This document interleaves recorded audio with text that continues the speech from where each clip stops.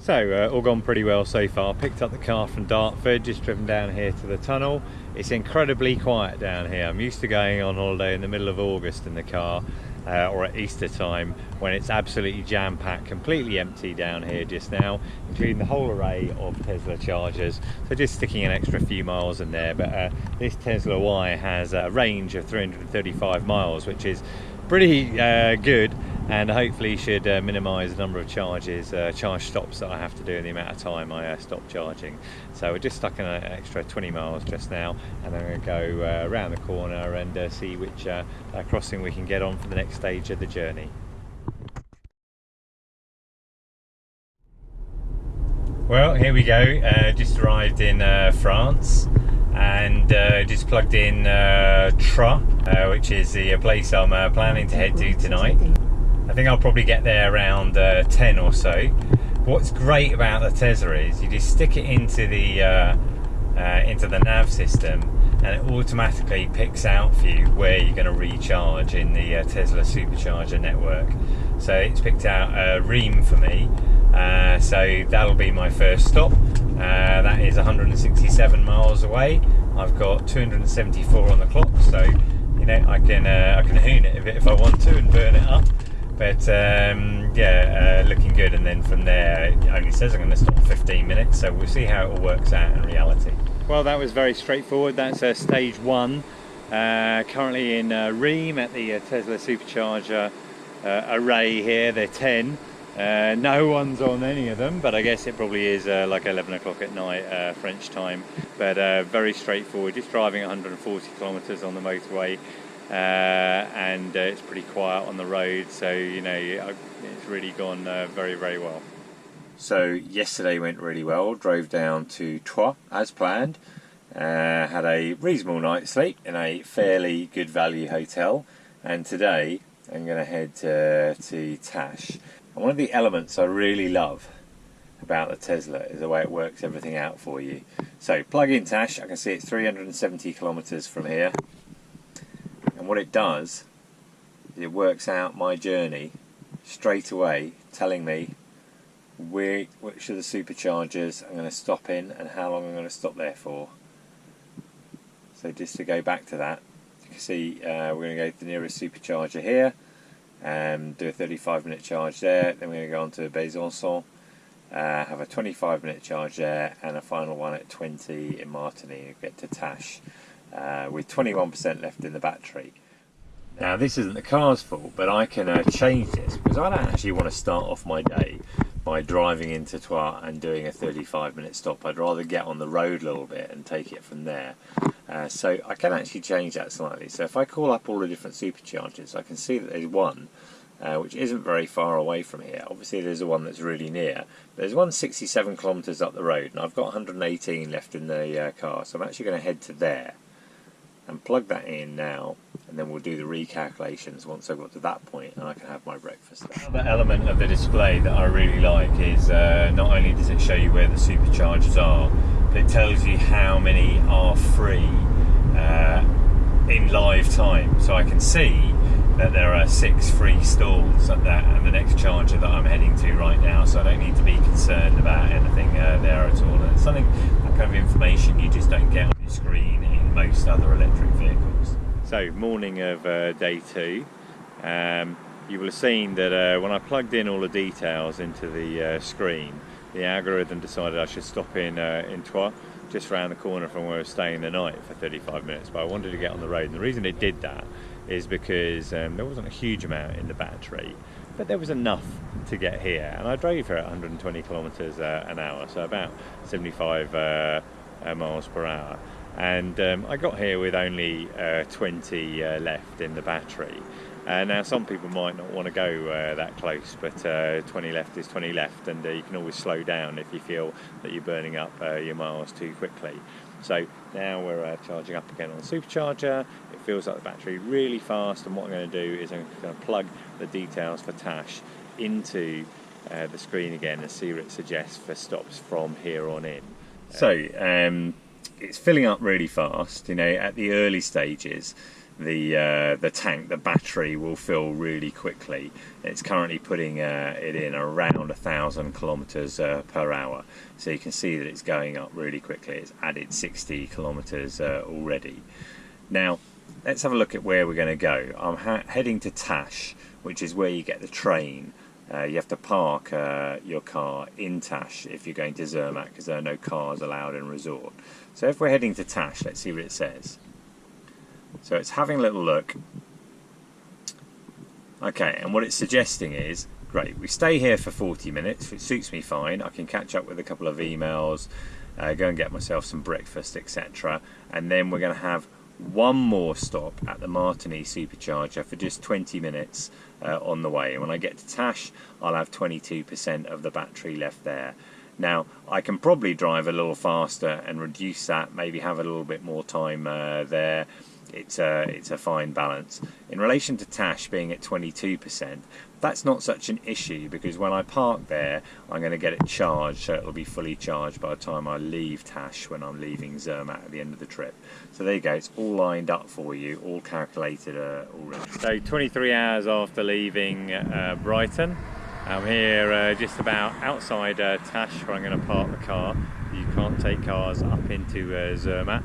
It's a car-free resort. I have a bunch of electric taxis there, we'll see that. But the journey with the Tesla, it's a Tesla Y Range 330, been so good, so straightforward. There's so many charging points, they're very easy to find on the computer display in the vehicle. Yeah, I mean, everything has just gone perfectly, really. So let's see what the parking situations are like here. Okay, so I'm heading to the main car park, Matterhorn Terminal Tash. I can see here these signs marking the electric car parking spaces, so I'm going to head there. Well, that was very straightforward. Came into the car park here, have plugged in. Have to pay for parking here. I think it's about 15 Swiss francs a day. But as far as I can see, the charging is free. So if I get a full charge, or I have a full charge by the time I leave, then that will be really good, and that's worth something as well. It is straight out of the car park and onto the train station, which is right in front of us. Just hop on here in Tash, on the way to Zermatt. We're here down in Visp. We've done 26 kilometres since Randa. But if you look, you can see the range has gone up to 500. It was 494 when we started, so 26 plus 6, that's a net gain of 32 kilometres from going downhill, and that's what you get with an electric vehicle. If you're going downhill, that regenerative braking will just add that to your overall range. Right, it's time for the journey back. I'm currently in Chamonix. You can just see Mont Blanc in front of me there. It's a beautiful day, but sadly all good things have to come to an end. So Calais. So it has a look at superchargers, our current state of charge. Okay, it's worked out a plan and looks reasonable. I may even stick to that one. That gives me 50, 60, 70, 80, 85 minutes of charging. So I've got 2 hours and 5 minutes until the first stop. That looks good to me. Let's go. Now, if you are going to be driving on the motorways much in France, then I offer this tip. On the dash up there, you might be able to see a little SANEF tag, and that enables you to go through the fast lane where you can keep up a speed of 30 kilometers an hour, maybe more if you're bold. And you know, it doesn't save you a huge amount of time, but it does save you a bit of time, and it also makes you feel like you're sort of a local as well. You have to pay like an annual fee for it, but I personally suggest that it's worth it. Driven about 4 hours from Chamonix, and this is my second stop. I realised I haven't really said anything about the car itself. It's been more about getting from A to B. I can tell you that the car is excellent, very comfortable, very adjustable in the driver. This is a Y. I have a Tesla 3. It's much bigger, a lot more space, and in fact if we look in the boot, I took a bike out with me to Chamonix just because I fancied doing a ride, and there is a lot of space in here away, so I just put the bike in like that, didn't even have to take the wheel off, just put it in there, and I got my bag in the back, so you could easily fit a lot in there, even if you had kids in the back. Then on top of that, in terms of storage, like all electric cars really, you've got the frunk as well. Plenty of space to put stuff in there as well. So the car itself, really good, charging really fast now. I've been using Autopilot as well, and that's been really interesting for me. It does make it easier for sure when you're driving. Right, I'm on my way back from Chamonix, just gone probably around over halfway on the way to Calais, and very, very smooth journey so far. One of the reasons for that is I've been using Autopilot for the first time, which is the feature wasn't enabled on the car when I drove out, but it's been set up because it can be done automatically on the way back. And essentially the car is, I wouldn't say it's driving itself, because it does require my involvement.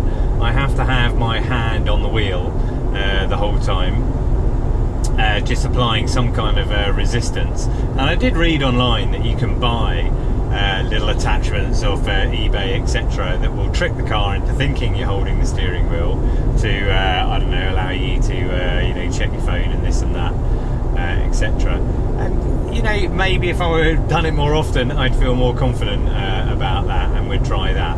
But right now, it's working for me. One of the great things about it is that I don't have to have both my foot on the accelerator the whole time, so you can actually bend your legs, and it's much more relaxed. Now we're about to come up to a lorry.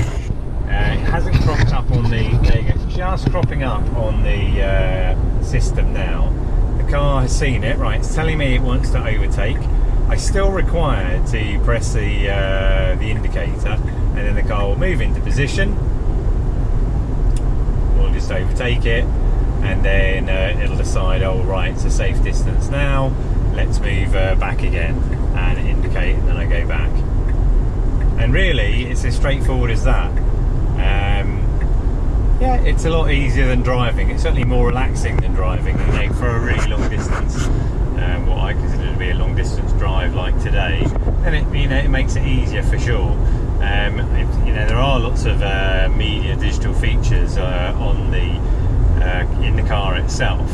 I'm reluctant to try too many of them. I did kind of call up BBC News and have a look at that, but you definitely need to be paying attention to the road, because it's not quite as good at anticipating as experienced humans are. For example, you can be coming up to a car in front of you and it can't quite tell.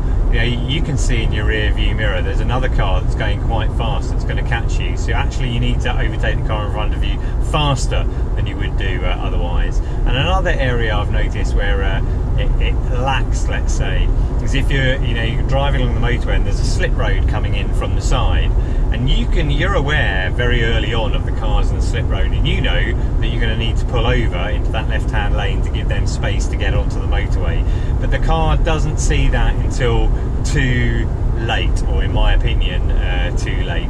And I certainly wasn't prepared to kind of push it to the edge to see exactly what happened. But otherwise, navigationally, because I've got the navigation on the car, not many turns required on the motorway, but the car will follow that navigation. I just changed from one motorway to the other back there, and I decided to let it do the navigation, and it worked out. Here's a classic example. I've got one car in front of me, another car coming up behind us fast. I think it has decided no, it's not right to pull out, and now that car in front of us is going a bit faster. So yeah, overall, definitely a great feature that's making a long journey pass much more quickly than it would do otherwise. So in summary, a very positive experience. Not significantly different in terms of time on day one from driving an internal combustion engine vehicle. It's worth noting that I started from Dartford about an hour from the tunnel with 100% charge. That's about 50 miles. But just had that really short stop in Rheims on the first day until I got to Troyes, where I stayed the night. Day two, yeah, you could probably knock 45 minutes off this if you really wanted to. It wasn't a problem to me. I stopped in the first place to have breakfast, and the second one, mid-afternoon, there was a hotel. I sat in the lounge, used their Wi-Fi, had a drink, and don't forget I finished with that free charger in Tash just before Zermatt at the end of the day. Then coming back, the whole journey in one go from Chamonix, that really was a breeze. There were 3 stops in total, 2 20 minutes each, one for 50 minutes, and yeah, you could knock 45 to 60 minutes off your whole journey if you really wanted to, but Autopilot made the whole thing much easier. Made it very relaxing. And then in terms of cost, you know, at £158 for all of the charging, that is significantly less than putting diesel or petrol into your car. I did have free charging in Zermatt, but I did come back via Chamonix from Zermatt. So, you know, overall, a thoroughly enjoyable experience, which I would rate at 10 out of 10. I really would love to have one of these cars.